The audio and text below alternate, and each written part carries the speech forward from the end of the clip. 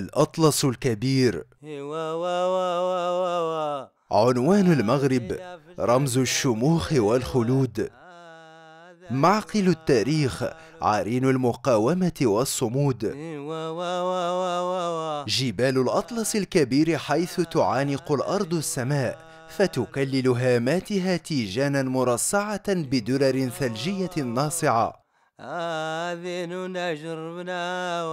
مع كل همسة هواء عليل ومع كل لمسة شعاع سليل، تذوب فتراق عيونا من سلسبيل، تروي الأرض فتحييها بعد ممات، وتسقي الإنسان فتمده بالأمل في الحياة.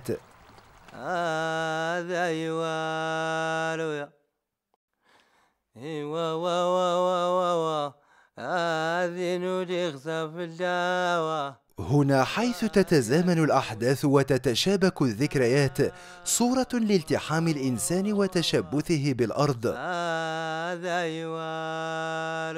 تناغم ألف مع مرور الزمان معزوفة رائعة نسجتها الطبيعة، فانعكست أنغامها على أديم هذه الأرض،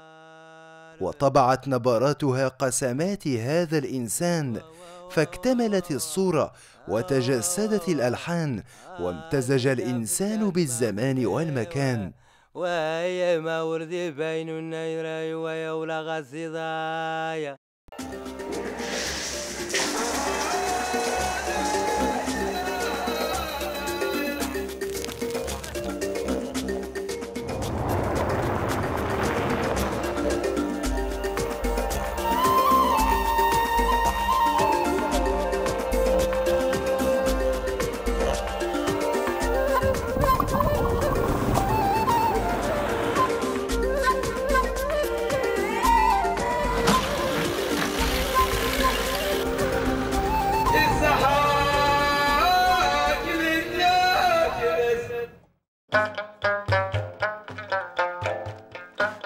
صبيحة يوم جميل سرنا وأشعة الشمس الساحرة عبر السفوح الجنوبية للأطلس الكبير الأوسط، نستكشف المكان ونقف على ما صنعت به وبأهله يد الزمان.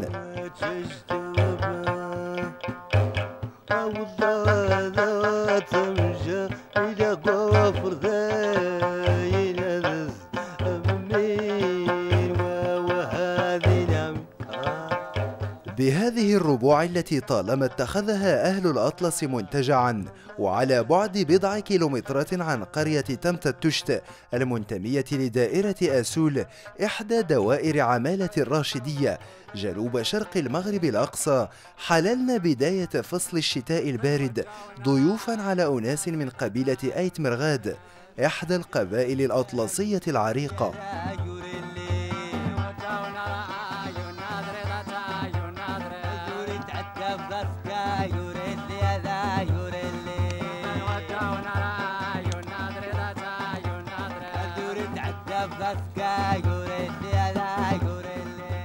لقد صادف وجودنا لدى هذه الأسرة البسيطة المضيافة يوما من أغر الأيام، يوم عيد الأضحى المبارك.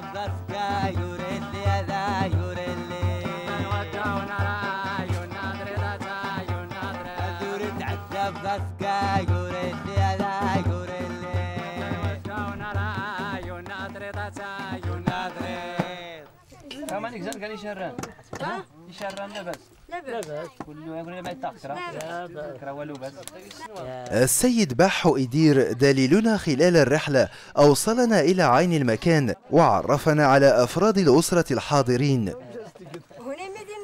لكونه صديقا حميما لأفراد العائلة، لم يجد السيد باح حرجا في أن يدخلنا إلى مقر إقامتهم ويهيئ لنا الشاي، عربونا لحسن الضيافة والترحيب.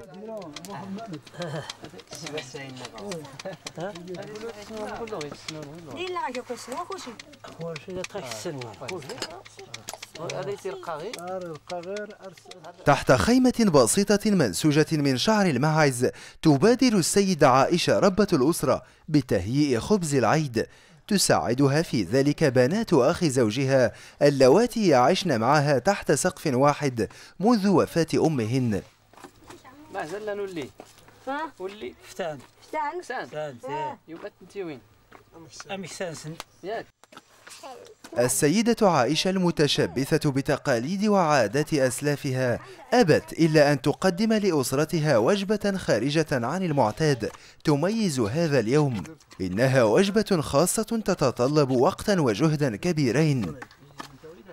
هذه السيدة التي شبت على هذا النمط من الحياة والحريصة على التمسك بعاداتها تحاول التوفيق بين الاعتناء بأسرتها من جهة ومتطلبات الحياة وسط هذه البيئة القاسية من جهة أخرى.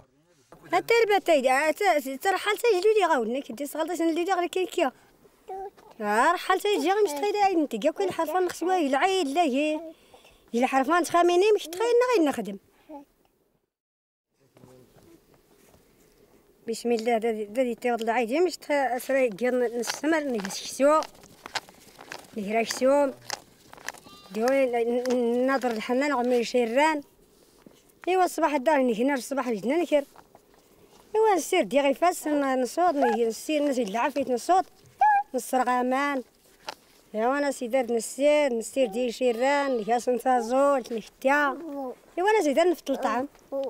نفتلاش كيف النغرتين عارض نفضل ايوا نستفتيو المال نغيدو حريتو لنا تيكسان ايوا قيمه ديال ركازنا ديال ديال تفيي هات نمشي نجلسنا نفرح ندير تجري هلدان ولدين وتجر نعيد نقيم اش تهمنا 10 جوج 3 تعتبر السعدية الساعد الأيمن لزوجة عمها عائشة، فهي تعتمد عليها اعتمادا كليا في تدبير شؤون الخيمة وتستعين بها في كل الأشغال المنزلية. رغم قساوة الظروف وبعدها عن الحضارة والتمدن، لم تدع هذه الفتاة اليانعة فرصة العيد تمر دون التعبير عن فرحتها، وذلك بوضع الحناء على يديها والكحل في عينيها حتى تبدو بكامل زينتها.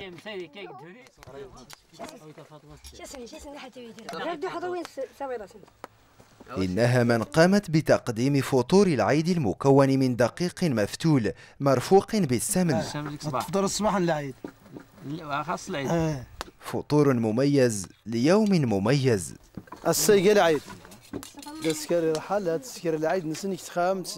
المهم يكتر غايمشي هاد حلا انت فويت العيد نفرح يس مزيان واخا انت كرفاس يتفل دو سميط ماشي مشكل. شكون حرفتني غايا حرفتني رحال وهو الكسيبه وريسيني كان له ميضني معنا الدوات ديرها يدري من كاظن لا والو معنا الدوات يخرب كان لا حرفتي يضن والو الكسيبه صافي خصها يقيم الكسيبه واخا داد يمت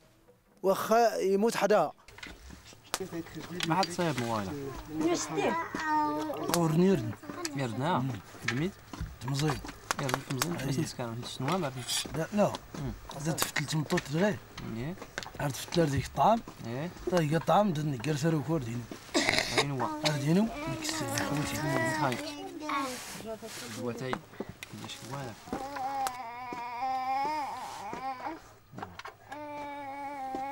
حسين وحسين اش يا غناوه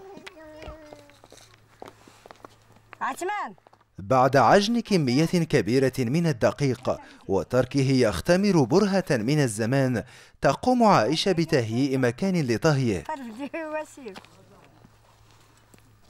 عملية الطهي هذه لا تتطلب آنية خاصة ولا فرنا جاهزا، بل إن رص حجارة متقاربة الأحجام بشكل دائري كاف لتحضير هذا النوع من الخبز.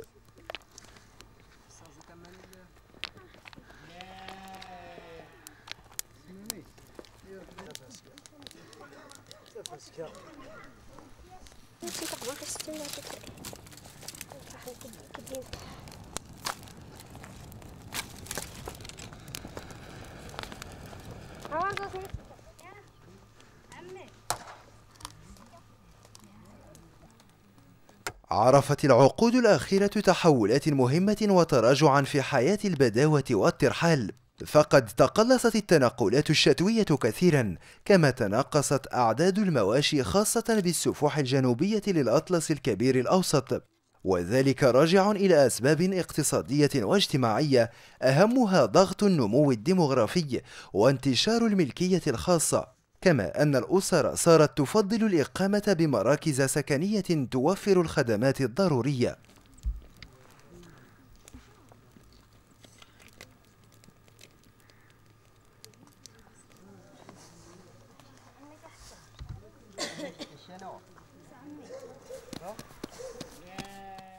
يصنع من العجين رغيف واحد كبير الحجم يتم وضعه مباشرة فوق الحجارة الساخنة المعدة لذلك قبل أن تحاط بالنار من كل جانب. إذا كان عمل المرأة القروية جد متعب وشاق، فإن عمل عائشة أكثر صعوبة وشقاء، إذ أنها وككل نساء المرتحلات تعدم كل وسائل الراحة، مما يكلفها مجهودا جسمانيا كبيرا ويجعلها تستكين لهذه الحياة الشاقة. أنا غادي تسكر دغوز نتحضر نتشرط تمين خصنا نغديو نغدا الناس ديو يا رب ما كيساوها انا ربي الا دوينا غنستخدم نستهمين ولا سيساوها انا ربي ياسين تدوز للسبيطار ستردو انت ستيتازين البغله اسين تر لا القوت راه قررت الشاميو سين ونمي ديال الملا ونمي دي غيساوها انا ربي كاين تسويت مين غفر عادي الا دوينا غنستخدم شتي هميتي مشت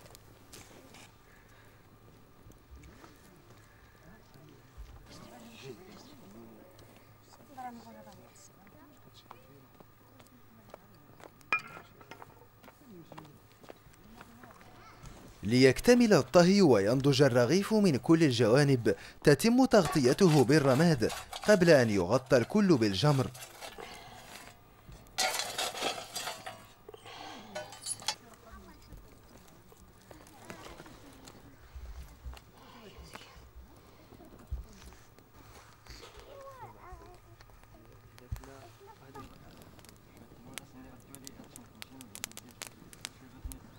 التاسعة صباحا، ها هو رب الأسرة يعود إلى الخيمة بعد أن خرج مبكرا لتفقد أحوال قطيعه الذي أوكل رعيه إلى أخيه وإحدى بناته. السيد باسو ذو 48 عاما يعيش حياة الترحال منذ نعومة أظافره، معتمدا في معيشته على تربية الماشية. أودي مشيت نكوني نجي رحال دانت كرباس جوية دانت غير ما نزيد غير ودغار نكديك 4 شهور نخ 3 شهور أردا غدي اختهرد الدنيا الجفاف نرحل ديق ندو إجا خلات غورات نشرجا ناسي سميزار نمدن أرد ديق نعايد نشرجا الديق يوهاني مشينا غي جواضو إناق يشيران غريتني دادي نكرر شيران شاي قيم جو مازيري لقت شاي جمت شاي دو شاي جمت شان ومان لاني تغرش نتكرباس وأودا من والوتن نجار حال دا يسول باب نغي الساده يتسنتمونا نكساش نشيران غادي تسنتمونا لازم نتعاون لازم نهرتينا نقيمان دا اش نبوت رباطين تا ينسول مزي راه تسنتمون كيف انا عمي يا غاساتي العيد يا غاسا ها العيد العيد راه تزريم العيد غير غير عاد تزريم ديما العيد ما راه موت غرس تغاط ولا تخسي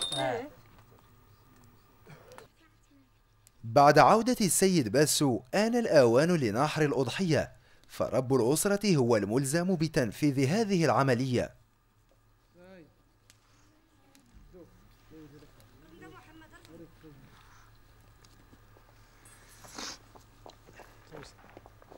محمد ابن باسو ذو 24 ربيعا الذي هاجر إلى المدينة بحثا عن عمل قار، جاء اليوم ليصل الرحم ويقضي العيد مع أفراد عائلته.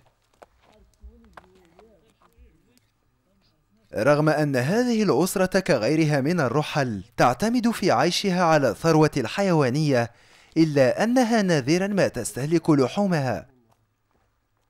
لكنه يوم ليس كسائر الأيام، يوم وجب فيه النحر اقتداء بالسنة النبوية الشريفة وفق تقاليد وعادات موروثة. ما يستاك كامل خيرنا ما يقال خيرنا دعوايد هنا أعرف ما كاينش توم زين مين كان يرد كان تمصت شان دا الحنا الحنا تزول علاش حتى الحنا تك ما استازولت لا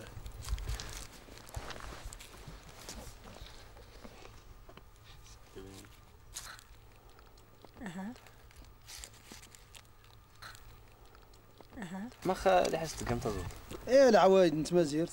ايوا كاين زعما ما يعني غير كان العوايد وتسلم كني عقل ناس كتكر ما كانت العوايد انا يا سيدي مولاي ابراهيم الخليل الله اعلم هي انا استنزلتي من ميسينا غير راسي غرس شويه دوز وحولي انا يا سيدي يا سيدي من ميسي راسي غرس ولا حولي هي استنزلتي من ميس مع إيه من ميس راسي غرس يرز سيدنا جبريل احولي يرز ماسي من ميس صافي هي جدي نار كان زولتي الى عين كان تزولتي العين يا ديما حرت تستغرب ديما عارف العيد تذكر العيد صافي بربي شيء شرف ما يحيد ربي بلا نجنا ولا واش جمع ربي ثم جمعت سماجنا مسلم هذا غسل بسم الله الله اسمع اسمع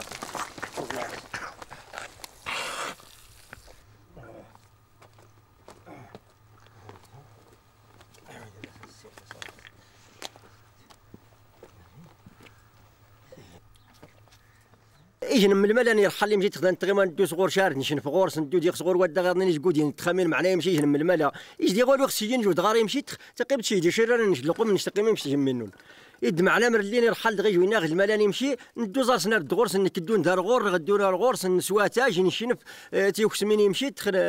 نسي ولا ارتغلي تفوت خوني عايت تجميز واني مشينا نتقينا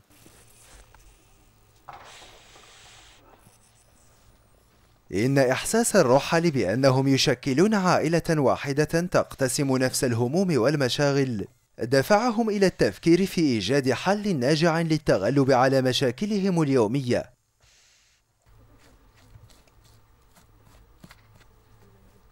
كي ختم تصل ديال رحال يعني مدوكالين شويه اني غاسي خصنا نسير الجمعيه باش التيسين ما يصلح نمونيت ما زير نسين ما غير خصها نترمى غير يعني الأهمية المواشي السوتورين غير خصان ندو عامين نسير الجمعية هات قبل هات كان الرئيس جمعني رحال يري الرئيس الجمعية الأمين الصندوق هوتي النتاين الجمعية النتاين أهداف الجمعية نراد أديسين إرحال ما يستغل وقت برا وشهور السن والو بحال مدنيد محاربة الأمية والسن والو نيدني الجمعية دا سنت صناعاتي بردان كلشي دا غير سنت حمار غير سنت سوال تسوالي الفلاحة تاوين سولا غير ديال المشكل دا غير تويا بايو نشطوا زكزا خف المواجي ولا ما يستشند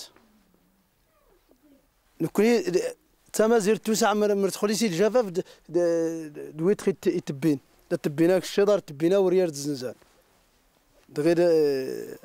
المهم نسكر الجمعيه خفوينا باش يسور نتحتفظ في البيئه الجامعه نتما زيرت من يستبطون ايثما ورياض منواه. إذا كانت أهداف هذه الجمعية هي توعية الرحل بأهمية المحافظة على البيئة والعمل على خلق فرص للشغل بديلة للأنشطة التي تخل بنظامها، فإن هؤلاء الرحل مضطرون إلى استغلال الطبيعة لتوفير احتياجاتهم اليومية من غسيل ورعي وطبخ وتدفئة.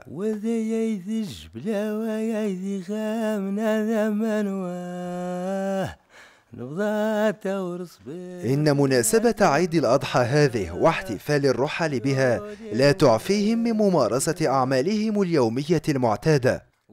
فعائشة التي استيقظت باكرا للقيام بكل الأشغال اللازمة للخيمة هي نفسها التي خرجت لجلب الحطب، في حين تكلف ابنها وابنة عمه بجلب الماء.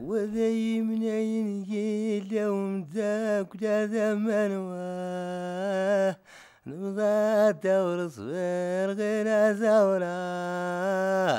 عيون الورايا بضيم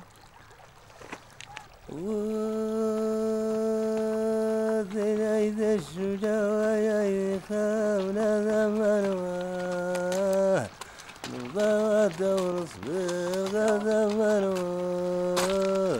عيون الورايا بضيم وذي من عينك جاء ومداك جوا نبضات ورصبيرغ إلى زورا وذي يدي جبلا ويدي سامنا زمن واه نبضات ورصبيرغ إلى زورا أيودي الورايا زبضيض وذي منين جيل ومساك دا زمن واه نبضات ورصبيرغ إلى زورا أيودي الورايا زبضيض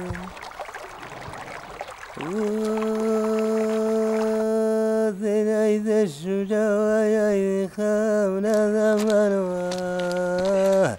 نبضات ورصبيرغ زمن واه أيودي الورايا زبضيض وذي منين جا ومساك جوا نبضات ورصبيرغ إلى زورا أيودي نوي وجدي بضيضة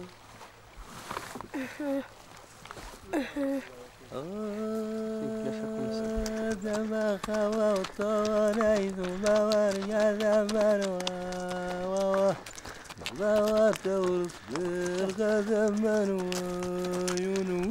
أيودي نوي رادي بضيضة دعونا ربي مغري عوايد زمان ولايا نبضات ورصبيرغ زيونو أيودي نوي وجدي بضيو.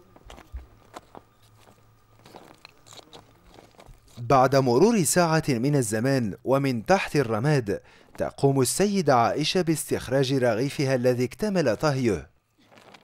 لتنفض عنه ما علق به من حجارة ورماد.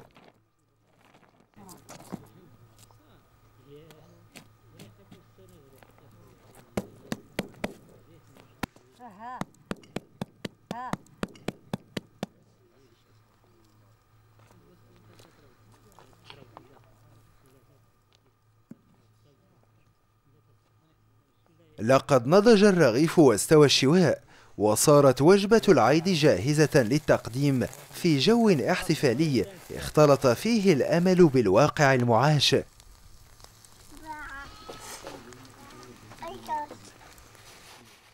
جو يبعث في نفس عائشة التي أضناها الترحال تطلعا لغد أفضل في ظل عيشة مستقرة. مرنا في مناسنا كي ترحلت هات لما القرايد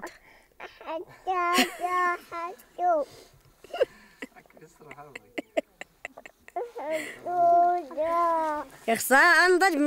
مش تغمي داخل السيارة متبرو ما اختي يدرين تراي ما غن يشير انا تغرين صاحي وانا ترى تغمي داخل السيارة هذا اختي بنو متدر وين عايد نزرس نري يشير انا تغرين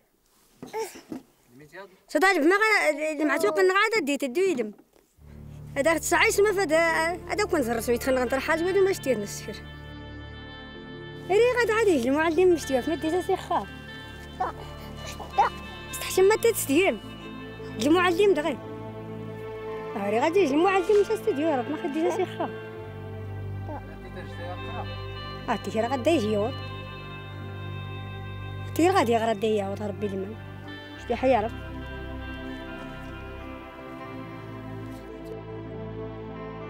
أوليس في تحقيق رغبة عائشة وفي استقرار الرحل قضاء على الترحال كظاهرة ظلت تمثل نظاما سوسيو ثقافيا ميز المجتمع لعهود طويلة؟